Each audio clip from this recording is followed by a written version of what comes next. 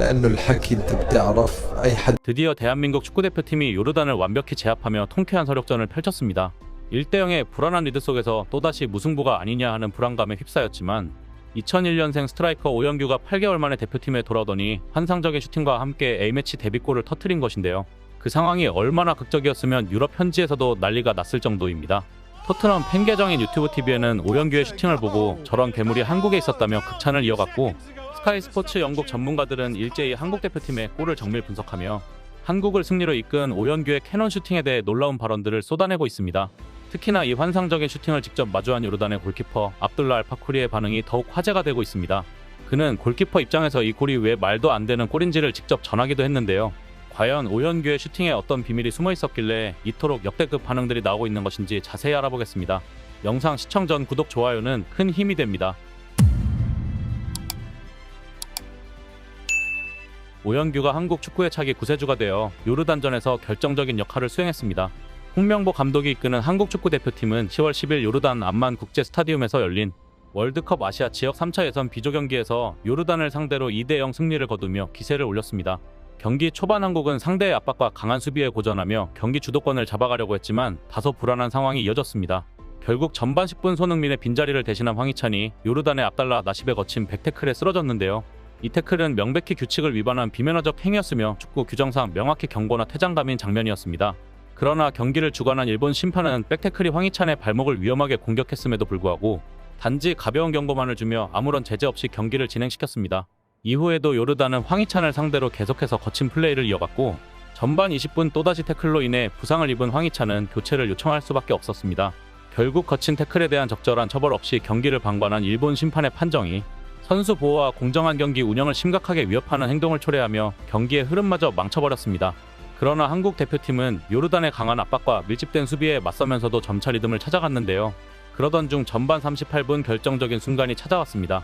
교체 투입된 엄지성이 왼쪽 측면에서 세밀하게 전개된 패스가 이어졌고, 한국의 측면 수비수 서령호가 요르단 수비진을 돌파하며 절묘한 크로스를 올렸습니다. 그 순간 이재성은 날카로운 움직임으로 파고들며 정확한 헤더로 공을 골문 안으로 밀어넣었습니다. 이재성의 헤더는 완벽하게 각도를 잡아냈고 요르단의 골키퍼는 반응할 틈도 없이 무너졌는데요. 이 골은 한국이 주도권을 쥐기 시작하는 결정적 포인트가 되었고 팀 전체에 자신감을 불어넣었습니다. 그러나 요르단도 곧바로 반격을 시도하며 공세를 펼쳤습니다. 경기장을 가득 채운 홈 팬들의 함성과 함께 요르단은 전반 종료 직전까지 공을 소유하며 득점 기회를 노렸고, 특히 한국의 수비진을 흔들려는 시도가 계속 이어졌는데요. 그러나 한국은 지난 아시안컵 요르단전에서 결장했던 김민재를 중심으로 요르단의 공격을 효과적으로 차단했습니다. 결국 이런 상황에서 후반에 교체 투입된 오영규가 경기의 흐름을 단숨에 뒤집는 결정적인 순간을 만들어냈는데요. 후반 68분 오영규는 교체로 투입된 지 얼마 지나지 않아 페널티 박스 안에서 배준호의 패스를 받아 강력한 오른발 슈팅으로 요르단의 골망을 흔들며 한국의 추가골을 장렬시켰습니다. 이 골은 단순한 득점 이상의 의미를 가졌는데요. 한국 대표팀의 불안한 리드 속에서 상대팀의 모든 반격 의지를 완벽히 꺾어버리는 결정적이고 통쾌한 장면이었습니다. 특히 손흥민이 결장하며 결정적인 공격 옵션을 잃어버린 경기였기에 득점 능력에서의 부족함을 보완해주는 순간이었는데요. 그의 끈질긴 투지와 골을 향한 집념은 팀을 구해냈고 한국 축구 팬들에게 새로운 영웅의 탄생을 알렸습니다. 오영규는 경기 후 인터뷰에서 A매치 데뷔골에 대한 소감을 밝혔습니다. 쉽지 않은 경기였지만 팀이 하나가 되어 승리할 수 있어서 매우 행복하다. 팬들과 국민들께 승리로 보답할 수 있어 기쁘다. 대표팀에서 경기를 많이 뛰었음에도 불구하고 첫 골이 너무 늦었다며 앞으로 더 많은 골을 넣을 수 있도록 최선을 다하겠다는 각오를 전했습니다.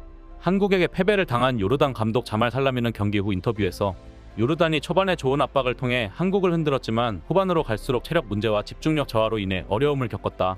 요르단 선수들이 중요한 기회에서 득점을 성공시키지 못한 점이 정말 아쉽다. 후반 오영규 선수의 골이 경기를 완전히 기울게 한 결정적인 순간이었다고 평가하며 오영규의 골을 극찬했습니다.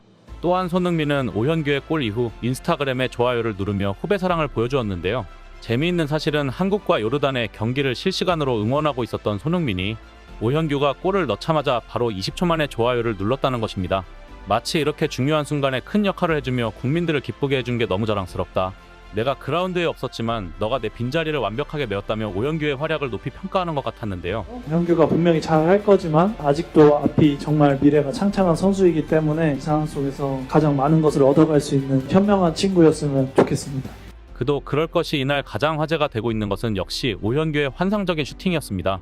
현재 BBC, 스카이 스포츠 등 영국 언론은 실시간으로 요르단전 승리를 이끌은 오현규의 쐐기골에 대해 보도를 전하고 있으며 몇몇 영국 전문가들은 오현규의 슈팅이 경기 흐름을 완전히 바꿔놓은 비현실적인 골에 가깝다는 분석을 내놓기도 했습니다. 왜 그들은 비현실적이라는 단어를 언급하며 극찬한 것일까? 몇몇 전문가들은 오현규의 슈팅에 대해 다음과 같이 말했습니다. 오현규의 슈팅은 두 가지 이유에서 도저히 믿기지가 않는다. 첫 번째 이유는 그의 엄청난 파워와 타이밍이 결합된 완벽한 슈팅이라는 것이다. 평소에 오현규였다면 이 정도의 압박 속에서 공을 제대로 컨트롤하지 못했을 가능성이 크다. 그러나 이번에는 상황이 달랐다. 오현규는 마치 손흥민이 빙의된 듯 스텝오버로 수비수를 완벽히 따돌리며 강력한 오른발 슈팅을 날렸다. 공이 떠나자마자 그것이 골이 될 것을 확신할 수 있었을 정도였다. 그 강력한 속도와 파워는 골키퍼가 손을 뻗을 틈조차 주지 않고 그대로 골망을 흔들었다. 두 번째 이유는 각도가 거의 없는 상황에서도 골키퍼를 완벽히 속여버린 놀라운 정확도를 보여주었다는 것이다. 보통의 선수들이었다면 수비수 발에 걸리지 않기 위해 가마차기로 파포스트를 노렸지만 오현규는 니어포스트를 노리고 슈팅을 했다는 것이다. 골키퍼조차 그렇게 예상한 듯 역동작에 정확히 걸렸다. 레이저처럼 전광석화 같은 궤적을 그린 공은 골키퍼를 완벽히 무너뜨리며 그대로 골문 안으로 빨려 들어갔다. 이 정도의 파워와 정확도로 슈팅을 할 수 있는 선수는 EPL에서도 솔직히 손에 꼽힐 정도다. 그런데 여기서 가장 놀라운 것은 보시다시피 수비수가 바로 앞을 막고 있어서 슈팅 공간이 전혀 존재하지 않았다는 것이다. 그러나 오현규의 슈팅은 말도 안 되는 파괴력으로 그대로 골망을 찢어버렸다. 만약 수비수의 발이 걸렸다 해도 궤도를 흐트러뜨리지 않고 골문 안으로 직진했을 것이다. 요르단에게 이런 말을 하긴 미안하지만 코앞에서 그 슈팅을 직관한 요르단 수비수들이 부러울 정도였다. 전문가의 분석을 본 오현규의 소속팀 팬들은 솔직히 선발로 출전하지 못하고 있는 오현규의 슈팅 능력이 이 정도일 줄 몰랐다며 크게 놀랐는데요. 현지 팬들은 이 환상적인 슈팅을 봐라. 이게 정말 선발 출전하지 못하는 선수의 슈팅이라고 믿겠는가? 이제 EPL 스카우터들이 오현규를 주목할 수밖에 없을 것이라는 반응을 보이기도 했습니다. 또한 오현규의 엄청난 슈팅을 골키퍼 입장에서 생생히 경험한 요르단 골키퍼 압둘라 알 파쿠리의 인터뷰도 화제가 됐는데요. 그는 경기 후 자국 매체와의 인터뷰에서 오현규의 슈팅에 대해 다음과 같이 말했습니다. 그 슈팅은 도저히 믿기지가 않았다. 수비가 앞을 가로막고 있는 불가능한 위치에서 시도한 슈팅이었다.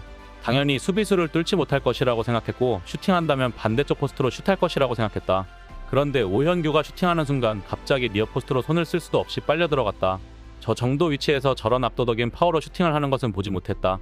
나로서는 두 눈을 의심한 순간이었으며 솔직히 말하면 공이 보이지도 않았다. 솔직히 그 슈팅 하나가 경기 전체의 흐름을 뒤바꿨다. 지난 아시안컵 경기에서 한국팀을 이겼다는 자신감이 있었는데 그것은 오산이었다. 한국은 우리가 예상한 것보다 훨씬 더 강했다라고 전했습니다. 한편 이날 손흥민을 대신해 요르단 선수들의 집중 견제를 받으며 힘겨운 싸움을 해야만 했던 이강인은 경기 후 인터뷰에서 이렇게 소감을 밝혔습니다. 지난 아시안컵에서 두 차례 만나 다 이기지 못했기 때문에 꼭 승리하고 싶었다. 선수들 분위기도 너무 좋다. 다 함께 이기려고 했다며 경기 내용에 대해 경기 중 항상 공을 잡으면 수비수 두세 명이 붙어서 다른 선수들이 비는 상황이 많이 나왔다. 그래서 무리하지 않고 간결하게 하는 플레이가 좋을 것 같았다고 전했는데요. 그는 이어 다른 대표팀을 보면 연령대가 어려지고 오현규와 같은 좋은 젊은 선수가 많이 나오면서 강해진다. 그런 모습을 보면서 우리도 어린 선수가 발전하고 좋은 모습을 보여드려 좋은 결과를 내도록 도와줬으면 하는 마음이 정말 컸다. 이렇게 좋은 선수들이 빨리 나와줘서 정말 고맙다. 앞으로도 그런 선수, 대표팀에 도움이 되는 선수가 더 많이 나왔으면 한다고 소감을 전했습니다. 결국 손흥민과 이강인이라는 든든한 두 기둥 아래에서 오현규와 배준호 같은 선수들이 한국 축구의 미래를 책임질 주역으로 빠르게 성장하고 있는 것인데요. 이들이 보여주는 열정과 잠재력은 앞으로 있을 월드컵 여정에서 한국팀의 큰 자신감과 동력이 될 것입니다. 이상 블랙튜브였습니다. 시청해주셔서 감사합니다. 구독, 좋아요, 알림 설정은 더 나은 영상 제작 결정에 큰 힘이 됩니다.